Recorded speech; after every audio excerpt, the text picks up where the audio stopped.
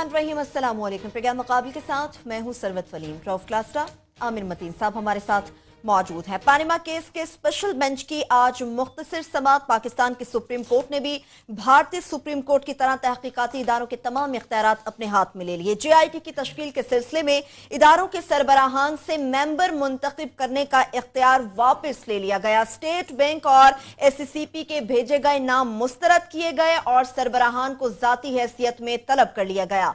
बेदाग माजी रखने वाले हीरे की तरह शफाफ और काबिल अफसरान की JIT में शमूलियत चाहते हैं जस्टिस एजाज अफसल के रिमार्क्स। जो होगा शफाफ होगा, किसी को भी अदालत के साथ खेलने की इजाजत ना दी जाएगी और ना ही किसी के हाथों यरगमाल बनेंगे।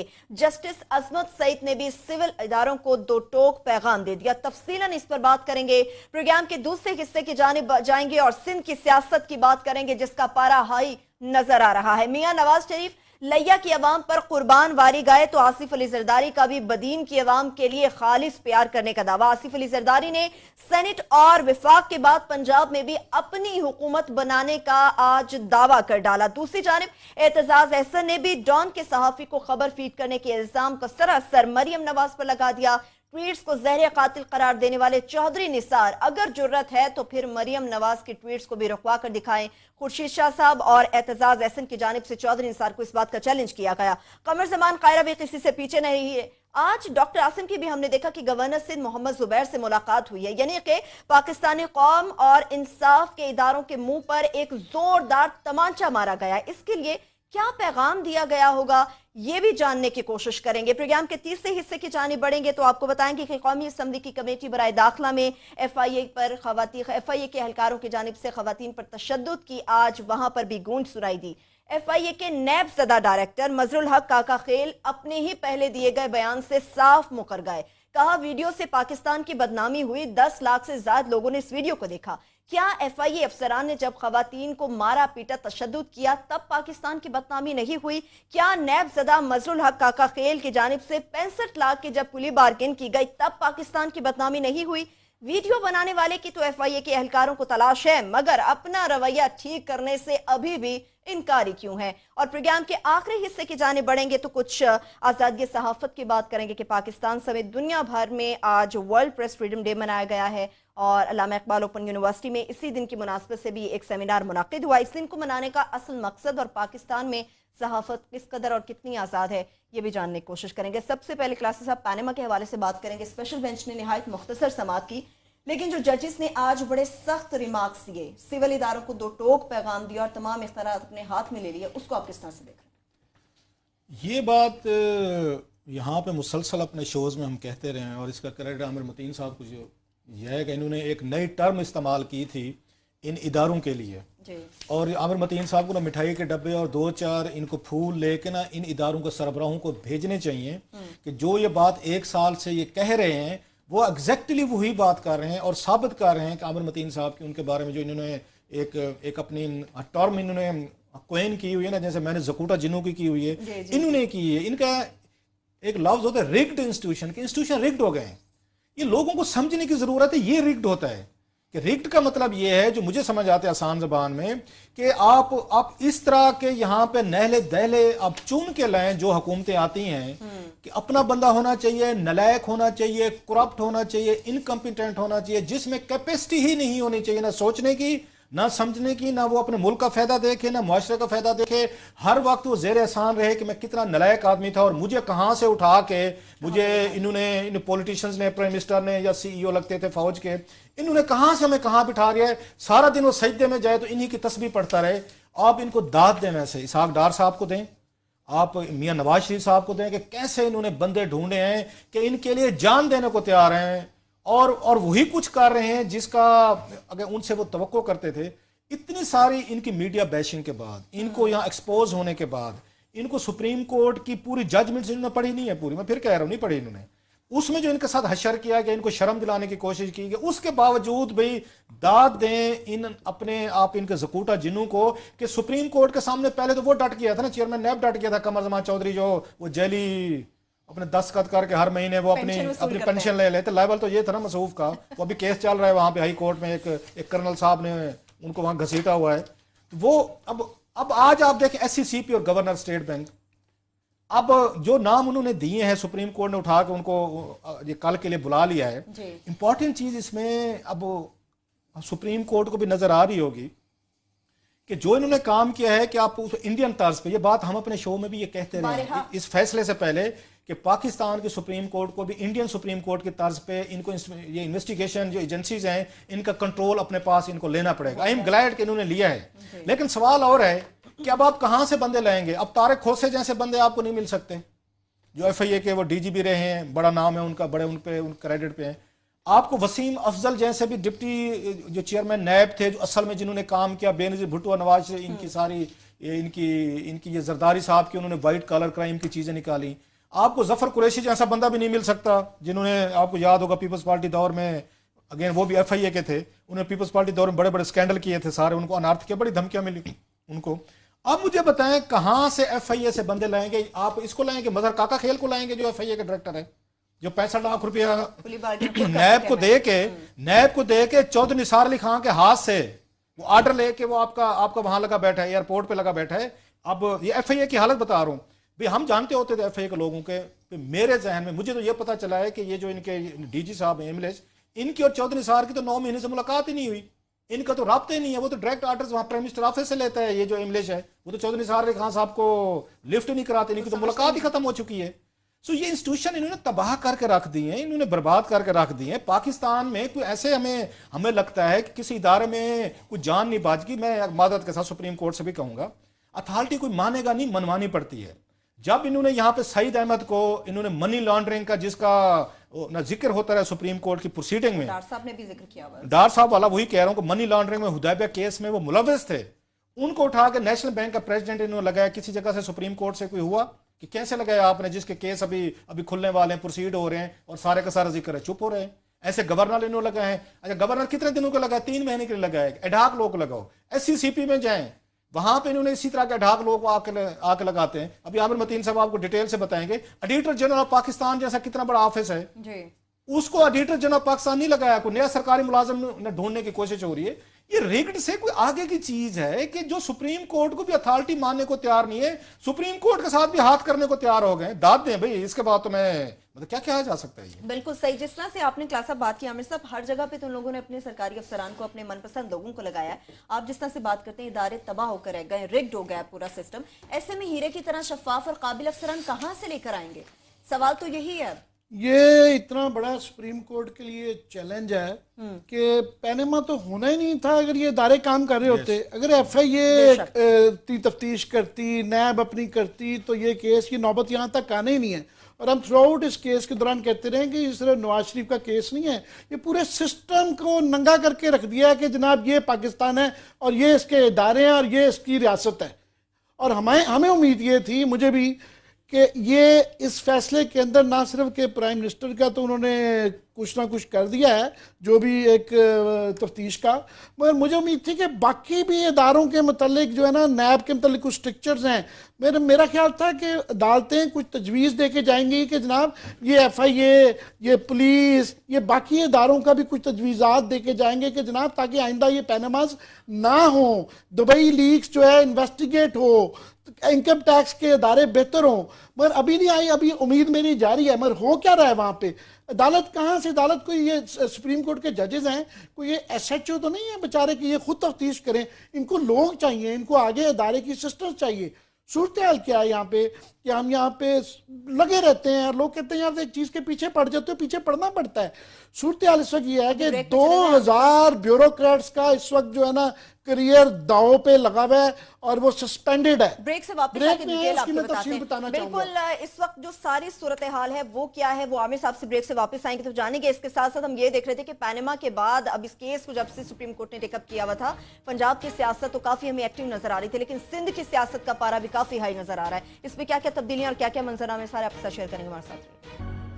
ब्रेक के बाद एक बार फिर से प्रोग्राम में हम आपको खुशामदीद कहेंगे। असल सूरत हाल जो पैनामा जहां से निकला सारा, अगर इदारे अपना काम करते शायद ये सारी सूरत हाल ना होती। उस पर आप हमें मैं उसकी उस चैलेंज का बता रहा हूँ कि अदालत को पैनामा की JIT की जो तफ्तीश करानी है वो हालात क्या है इस वक्त। 2000 अफसरान की तरक्कियाँ सस्पेंडेड हैं इस वक्त। सुप्रीम कोर्ट ने जो 22वें ग्रेड की तरक्कियाँ हैं उसमें गैर जरूरी अफराद को बैठा के की गई थी, इसलिए वो कैंसिल कर दी। 21वें ग्रेड की भी तरक्कियां सस्पेंडेड हैं, 20वें ग्रेड की भी सस्पेंडेड हैं, 14 का 15 का 16 की तरक्कियों के जो बोर्ड है वो सारे कैंसिल हुए हुए हैं, और सारी ब्यूरोक्रेसी इस वक्त जो है ना अपसाइड डाउन हुई हुई है।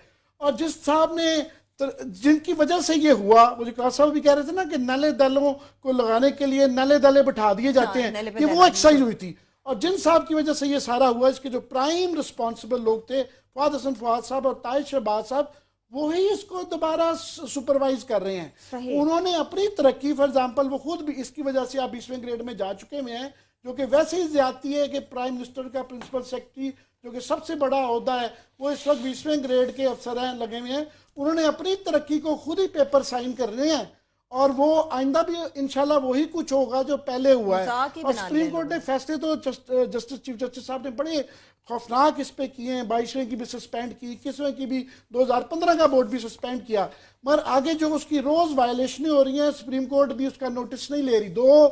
22वें ग्रेड में अफसरान जो रिसेंटली 20वें ग्रेड में जो जा चुके हैं लगा दिए गए हैं, मगर वो सुप्रीम कोर्ट भी खामोश है इस वक्त, जो है पहली बात। दूसरा, अदारे अभी इसके अंदर जिन्होंने तफ्तीश में हासिल होना है, ये क्लास है अभी ऑडिटर जनरल, जो कि सबसे ज्यादा प्रैक्टिस उनकी होती है ये वाइट कॉलर क्राइम पकड़ने की, वहां पे वो उन्होंने एक्टिंग रखा हुआ था।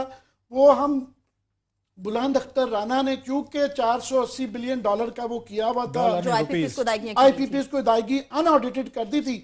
अभी दोबारा क्योंकि 418 बिलियन सर्कुलर डेट दोबारा हो गया है, वो भी पे करना है, और ये 4 साल को भी कवर करना है। इसके ऊपर भी सीमेंट लगाने के लिए कोई बंदा चाहिए, तो मर्जी का बंदा ढूंढा जा रहा है कि जी कौन सा लगाया जा सके।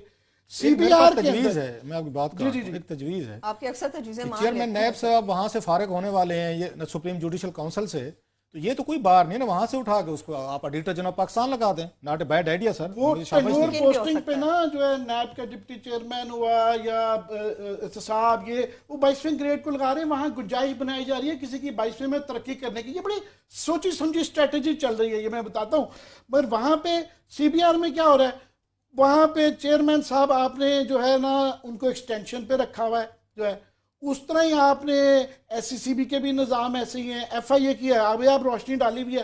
तो इस उसमें मैं तो खुद देख रहा हूँ, बड़े गौर से देख रहा हूँ कि मलबा पड़ जाना सुप्रीम कोर्ट पे कि जनाब इन्होंने नहीं, मगर जिन्होंने करनी है ये, जिनके थ्रू करवानी है, उनका ये हाल है।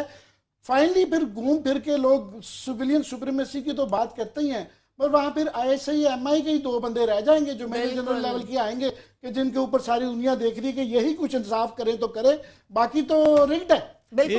एक तो मेरा ख्याल है जो बात आमिर ने की थी लास्ट टाइम, सुप्रीम कोर्ट, मुझे नहीं पता लीगल पोजीशन क्या है, लेकिन supreme court can do anything. इन्हें अब आपके इदारों में मौजूदा में कोई बंदा नहीं बैठा हुआ जिस पे आप ट्रस्ट कर सकते। वो हमने देख लिया, चेयरमैन नैब को हमने देख लिया, वो तो डट गया, खड़े हो गया। वो तो उन्होंने कहा जी टैंक चढ़ाना मेरे ऊपर चढ़ा दे, मैं तो नवाज शरीफ साहब के लिए जान देने को तैयार हूं। वो तो सुप्रीम कोर्ट में पूरा चिट्टा जवाब दे दिया, वो सारा का सारा लिखा हुआ है। उन्होंने कहा जो तुसी करने मेरा कर लो, मैं तो मियां साहब वफादारी दे जान भी देने को तैयार हाँ।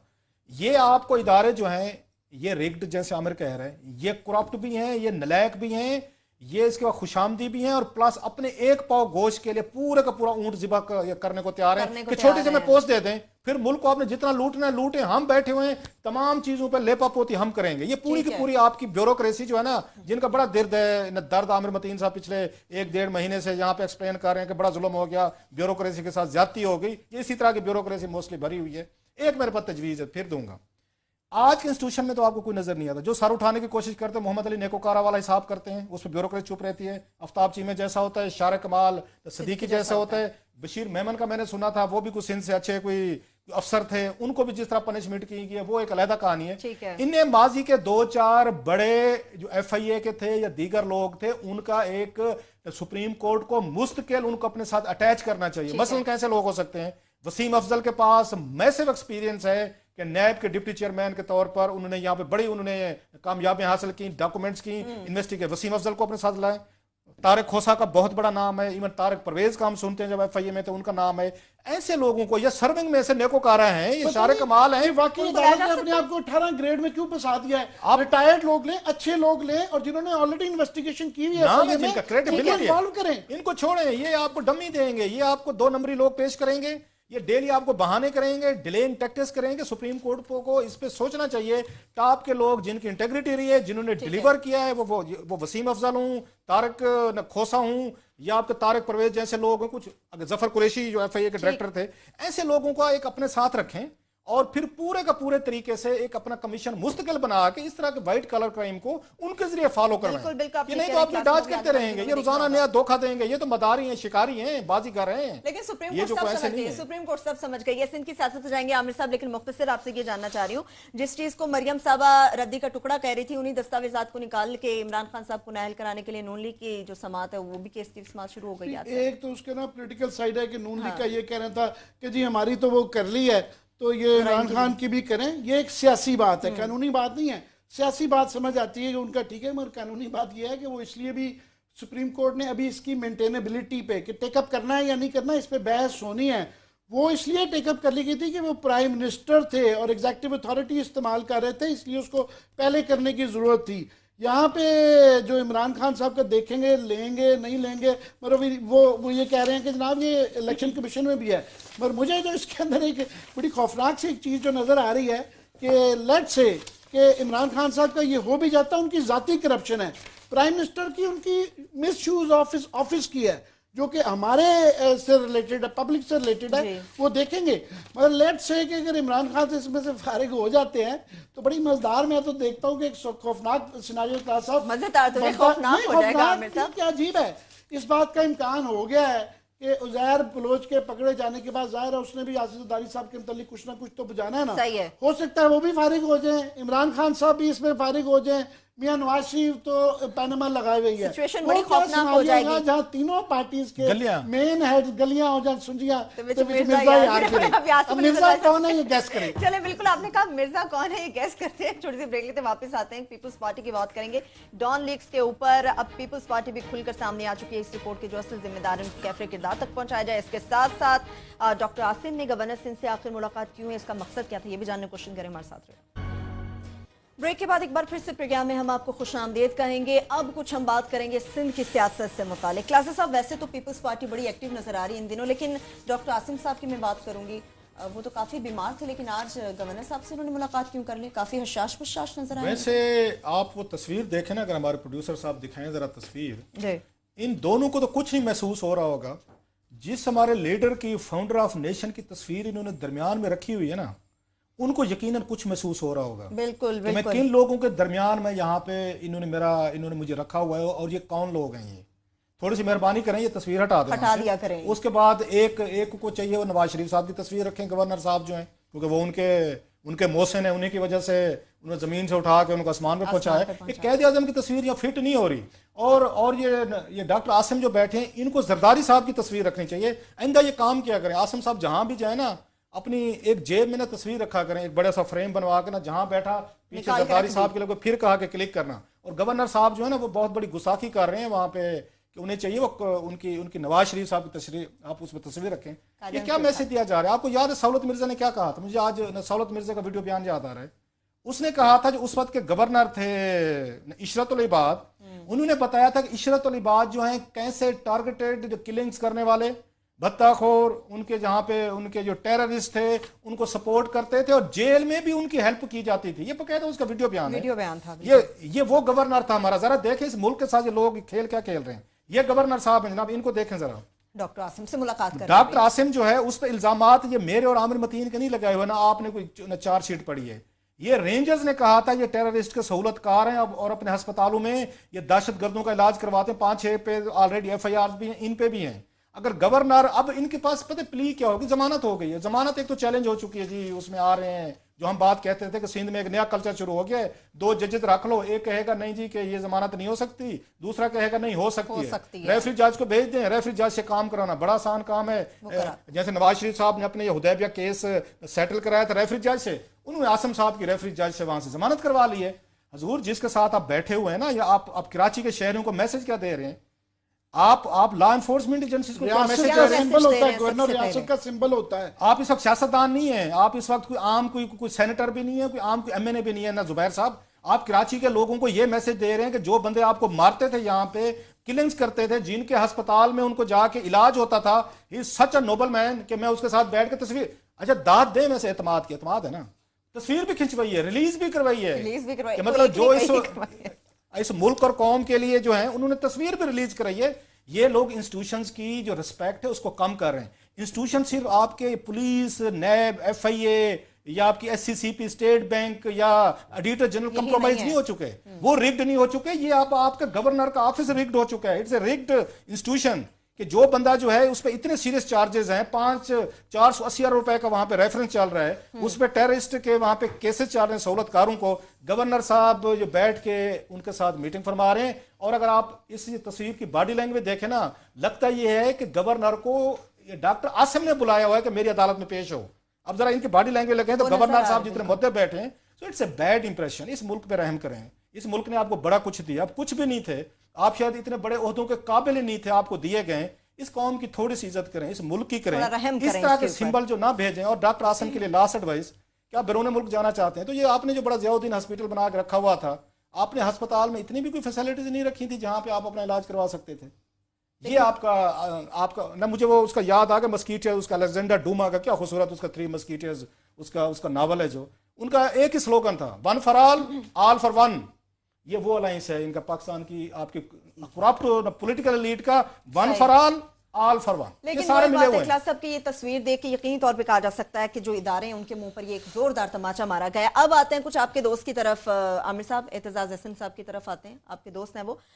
ये उन्होंने मरियम साहब ट्वीट करती हैं, एक तो उन्होंने मतलब ये भी कहा है कि इनकी लीगल अथॉरिटी कुछ बयान की जाए, दूसरा ये कहा है कि चौधरी साहब ये बंद कराए ना, ज़हर कातिल तो ये यहाँ से मामला उठता है। कौन सा? चौधरी निसार साहब से मुतालिका है ना, ज़हर कातिल तो ये ट्वीट्स जो मरियम साहबा करती हैं ये रुकवाएं।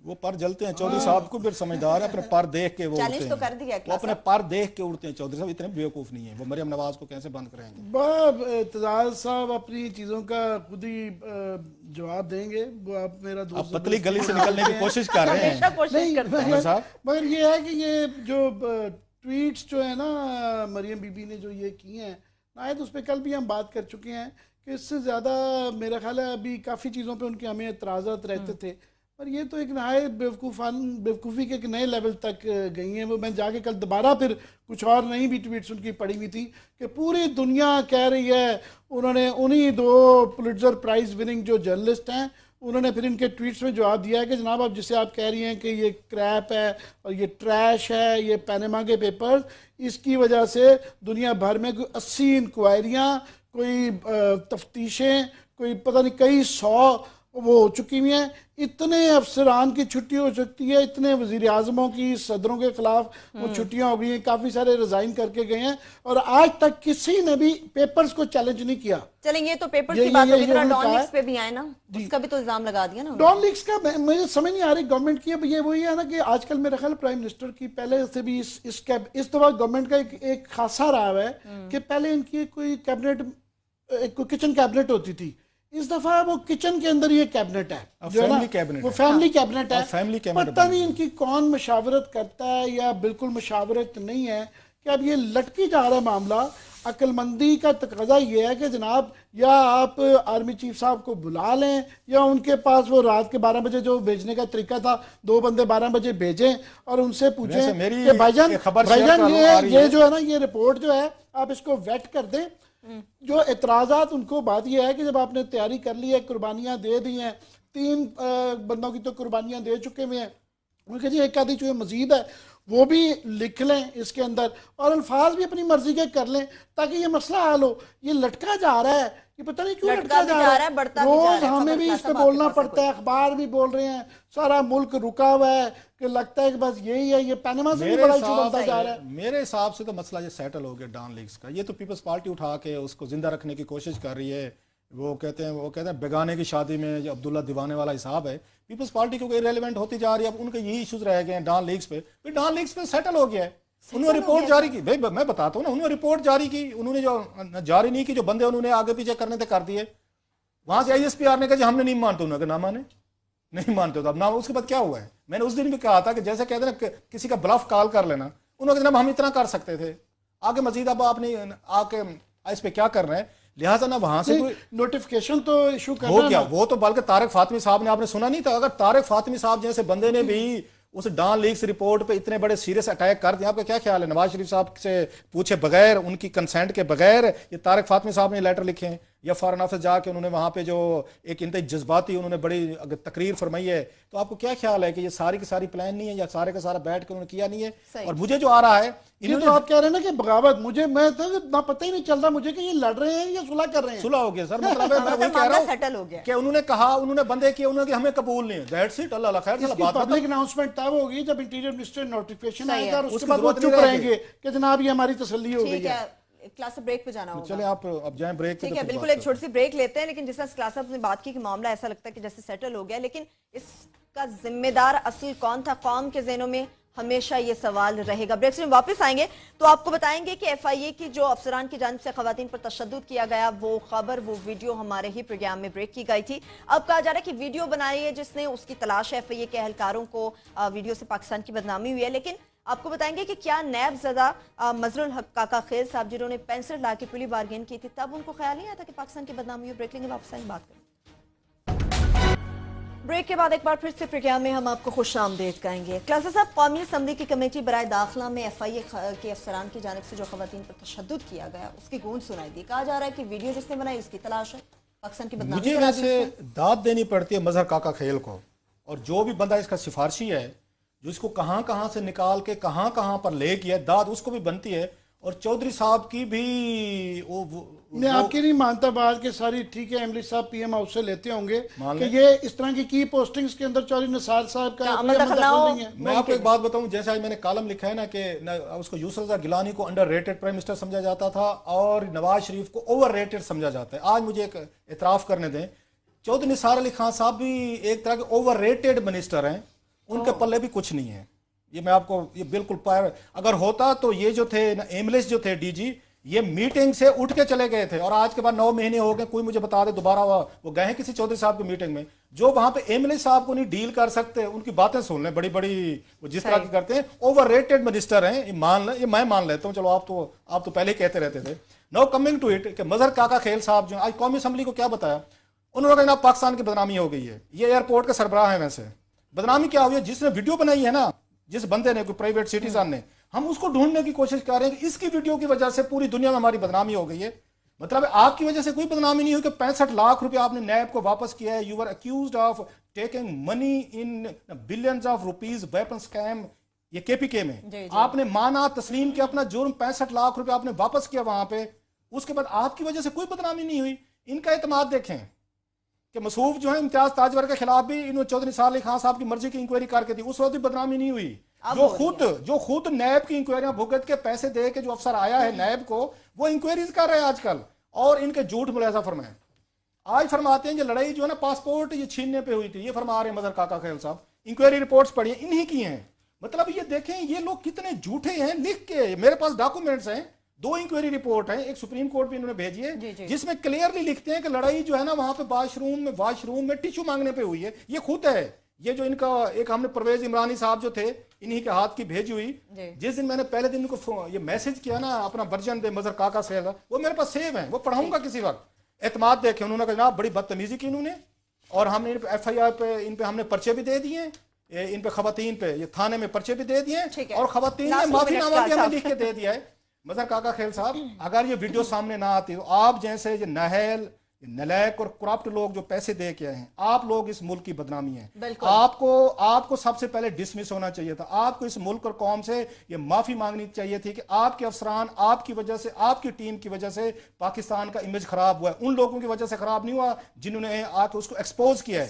आप उसको वीडियो को ढूंढने जा रहे हैं। आप बेसिकली जिम्मेदार हैं कि किस तरह की फोर्स जो है, आप तो पहले दिन से डिफेंड कर रहे थे कि हमने ठीक किया है। तो ये वो लोग हैं जिसको जो नैब, ये आमिर साहब रिग्ड इंस्टीट्यूशन की हद है। जो बंदा नैब को 65 लाख रुपए दे के आता है, वो जाके वो कमेटी के मेंबरान को बता रहा है कि पाकिस्तान की बदनामी हो गई है, कि वीडियो सामने आ गया। वीडियो सामने ना आती तो पाकिस्तान की इज्जत बच गई। हजूर, आप लोग जो है ना डिसग्रेस हैं अपने इंस्टीट्यूशन के लिए, अपने प्रोफेशन के लिए, और उस पूरे एयरपोर्ट के वाकये के लिए। आपको अब तक डिसमिस होना चाहिए था, इसके खिलाफ इंक्वायरी होनी चाहिए थी, इसको हटाना चाहिए था। वो उल्टा बैठ के कह रहे हैं जी वीडियो आए जी, मैं बताता हूँ वीडियो किसने बनाई जी, मैंने बनाई है जी। ठीक है, मैं वहां मौजूद था, मैंने बनाई है जी, जो मुझे आपने ट्रायल करना है मेरा कर लें। यार ये कैसे लोग हैं यार, वीडियो वाले को ढूंढ रहे हैं आमिर साहब। चलिए इसका तो फॉलोअप क्लास आप देते रहेंगे। जिस तरह से आपने कहा कि बेसिकली पाकिस्तान की बदनामी तो इन लोगों में वजह से। मुख्तसर आपसे आमिर साहब ये जानना चाहूंगी, ग्रैंड हायट होटल के हवाले से जो हम खबर भी ब्रेक कर चुके हैं, करते भी रहे हैं, मुख्तलिफ इसका फॉलोअप दे रहे हैं। कहा जा रहा है कि FIR इसकी दर्ज हुई है, केस दर्ज हुआ है, लेकिन इसमें मरकजी किरदार जो है वो जितना रऊफ को FIA पे गुस्सा आया हुआ है ना इस इशू पे, मुझे उतना ही FIA पे मजीद गुस्सा आया हुआ है कि ये जो कॉन्स्टिट्यूशन 1 पे ग्रैंड हायट जो बन रहा था, होटल कम सो मेनी अदर थिंग्स, वो उसकी FIA ने केस दर्ज कर दिया और ये रऊफ के पास उसकी FIR पड़ी हुई है। उसके अंदर सारे नाम डाल दिए, कामरान लाशारी से लेके सारे हैं। जो मेन मरकजी किरदार है उसका, वो एस्टेब्लिशमेंट सेक्रेटरी ताहिर शहबाज साहब, उनका नाम ही नहीं है, उनका नाम ही नहीं है, जिन्होंने रीशेड्यूलिंग 2012 में की और कंफर्म की 2013 में ECC के अप्रूवल के बगैर, और उनके साथ दोबारा साइन किया जो अंडर द लॉ कॉन्ट्रैक्ट करना पॉसिबल नहीं था। उन्हीं मिनट्स में जिसमें सेंटोरस के लिए भी इस तरह के फेवर्स दिए गए। 2 मेजर उनके ऊपर केसेस हैं, क्योंकि वो गवर्नमेंट की हेल्प कर रहे हैं, जो है रजिस्ट्रार होने की वजह से सुप्रीम कोर्ट, उनके बड़े तल्लुकात हैं और उनकी एक्सेस भी है हर जगह पे। तो और CDA कैसे जुर्रत करेगा कि ये आगे जो केस टेकअप कर रही है कि नए मेयर साहब के अंडर रहते हुए ये दोबारा करेंगे। और आखिरी बात, उसमें जो शामिल हो गए, शामिल बाजा इमरान खान साहब भी हो गए, क्योंकि उनका एक फ्लैट है, वो जो आप कह रहे थे ना, all for one for all, वो शामिल हो गए, वो भी कि पब्लिक के साथ मिले अपने एक फ्लैट के लिए, वो भी शामिल हो गए। उस पे हम बाद में बात कर लेंगे, फ्रीडम ऑफ उसका मेरा टाइम हमारे पास नहीं रहेगा। जो आमिर बात कह रहे हैं ना कि पाकिस्तान की पॉलिटिकल एलीट जो है ना, वो कैसे सारी गैंगअप होती है। इमरान खान साहब भी पिटीशन लेके पहुंचे हुए हैं वहां पे ग्रैंड हयात के, जी मेरा भी यहाँ पे एक फ्लैट था। याद रहे कि उसी फ्लैट के लिए जो आज ये मेरे पास नहीं है, उसी फ्लैट का नाम ना लिखने के ऊपर है। आप दाद दें ताहिर शहबाज साहब को कि सारा जो जितना बड़ा काम किया है ना, सारा scandal, if that's a scandal जो चल रहा है, अदालत ने तो उसको नल इनवाइट कर दिया है, उसके जिम्मेदार ताहिर शहबाज साहब हैं, सेक्रेटरी एस्टेब्लिशमेंट। वो अच्छे बने हुए हैं, अदालत से दाद भी वसूल कर रहे हैं, चेयरमैन नायब, और वो मिल के स्क्रूटनी भी कर रहे हैं कि कौन सा अफसर नायब मेरे काम करेगा, कौन। वैसे ये जकूटा जिन्हों को दाद दें, इस मुल्क के इदारों को और कौम को जितना मामू बनाने की कैपेसिटी इन लोगों में है, अरबों रुपए का आप इतना बड़ा बम भी मार दें और FIR में कामरान लाशारी का नाम आ सकता है। लेकिन ताहिर शहबाज साहब का नहीं आता। बिल्कुल खत्म हो चुका है, वक्त बिल्कुल खत्म हो चुका है। आज दुनिया भर में आजादी सहाफत का दिन मनाया गया। याद रहे, इस दिन के मनाने का मकसद ये होता है कि अवाम को हकायक पर मबनी जो खबरें मुहैया की जाती हैं, इनके पीछे कितने सहाफी अपनी जान से हाथ धो बैठते हैं। इसके साथ ही प्रोग्राम अपने इख्तिताम को पहुंचता। अपना बहुत सा ख्याल रखिए। खुदा हाफिज़।